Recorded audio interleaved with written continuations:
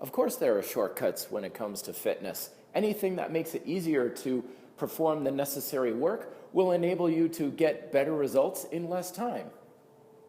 This exercise is a very classic move I see a lot of people doing where you take a dumbbell or a kettlebell on one side of the body in order to try and work the side of the abs, the side core, the side of the body as a whole. Here's how I recommend you approach this exercise. Make sure you have a good grip on the weight.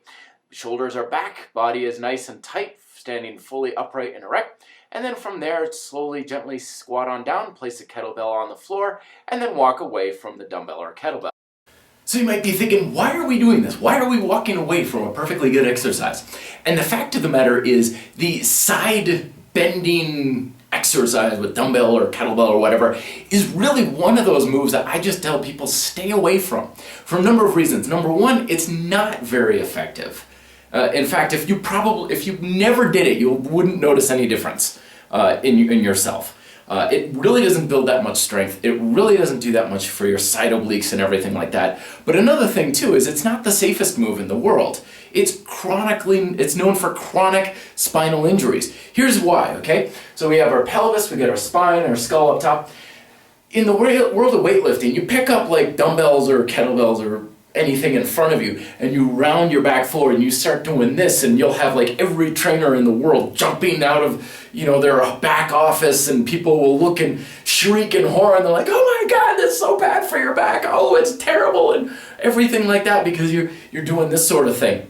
But for whatever reason, doing it sideways, or taking the spine and wrenching it sideways like this is okay, which is essentially what that move is. It is a side lateral deadlift. Now, yes, you can most certainly do it with a stiff, strict spine. The problem is you have extremely limited mobility with this one. If your hips are going to stay in place and you just bend, you'll literally get this much range. That's it. That's about all you're going to get.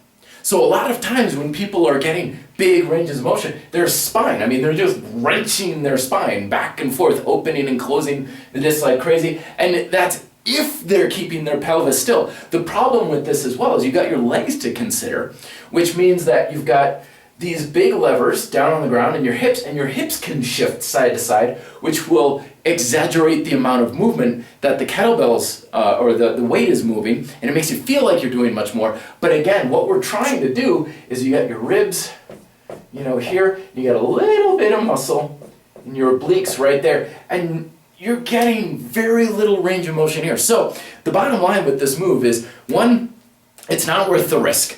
Two, it's not very effective. Three, it's really hard to make it effective at all. And there's another move that's a hell of a lot safer, a hell of a lot more effective, and a hell of a lot easier to do with a high degree of proficiency. And this is what it is right here.